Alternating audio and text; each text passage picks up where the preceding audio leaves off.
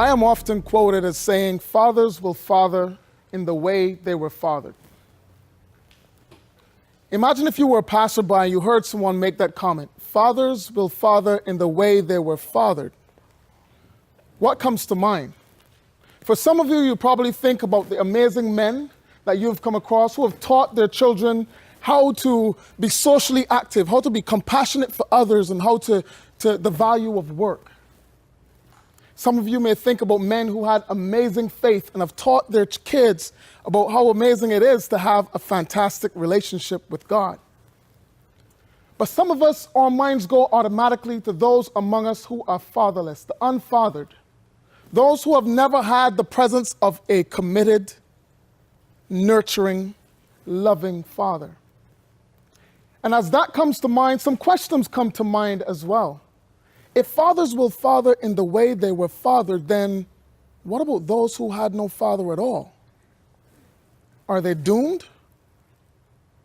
Will they simply pass on the baton of negligence, neglect, and negativity simply because they never had the presence of a paternal alternative? Can they ever change the course of their legacy for their families? So today I wanted to take you with me on a voyage. We're going to go on a voyage where we explore the plight of the fatherless man and offer him some suggestions, I call them fatherhood lighthouses, that can guide him towards reshaping his legacy and altering the course or trajectory of generations to come in his family.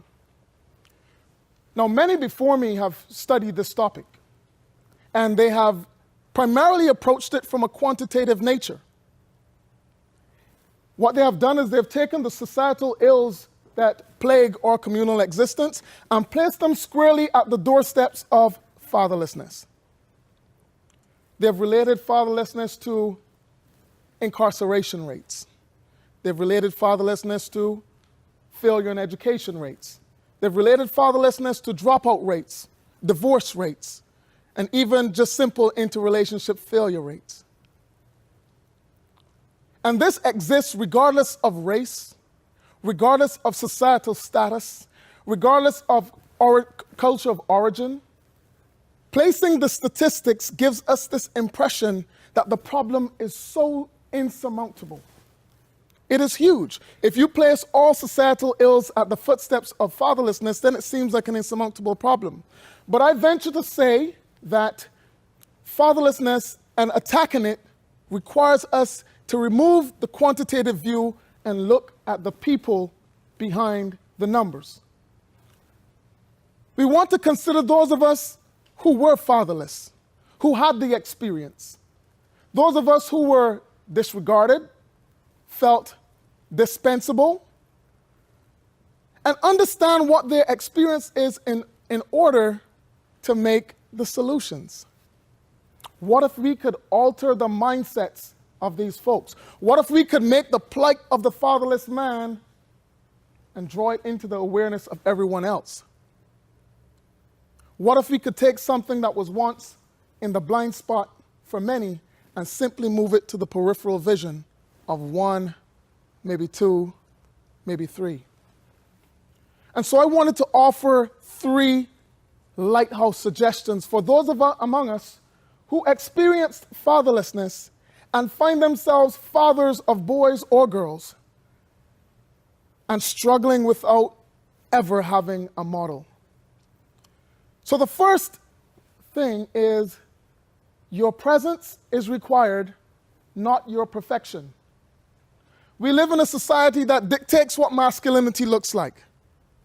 It tells us that masculinity has a certain look, it has a certain sound, it has a certain stature, and it has certain beliefs.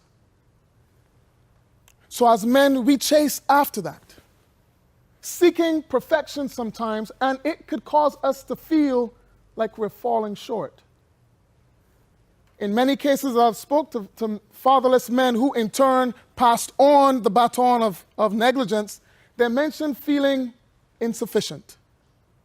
So as we are chasing perfection, our sons and daughters are just simply asking us for our presence. Can you be at my recital? Can you be at my dance class? Can you come to my practice? Can you coach my soccer team? Can you just be there? I recall speaking to a football prodigy in Texas, and he talked about playing in the state championship, and all he was looking for in the stands was the face of his father, and the disappointment has lived with him ever since. The second point is this idea of being the best you and not a better him.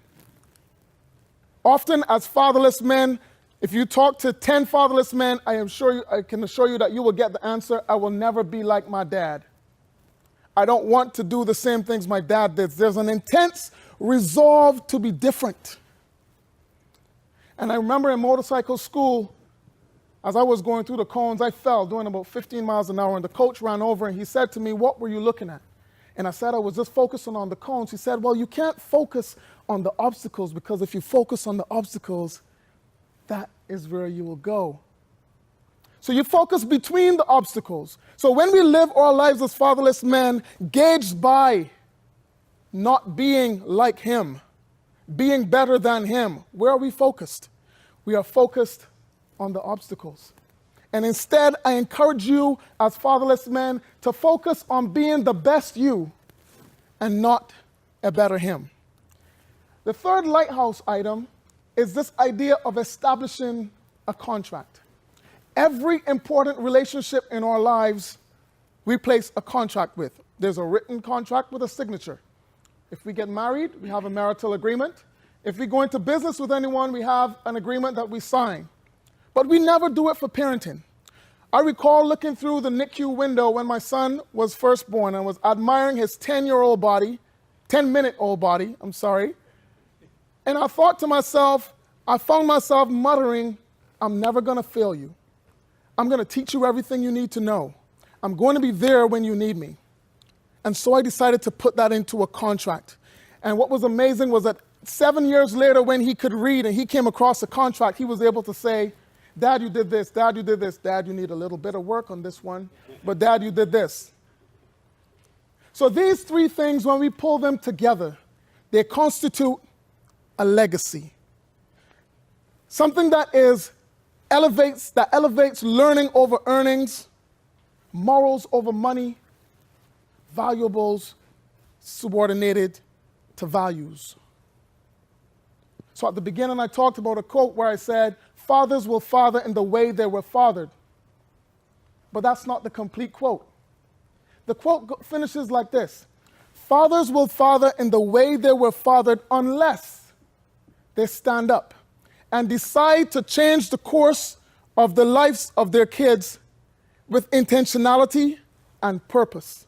Fathers will father in the way they were fathered unless they decide to change the legacy."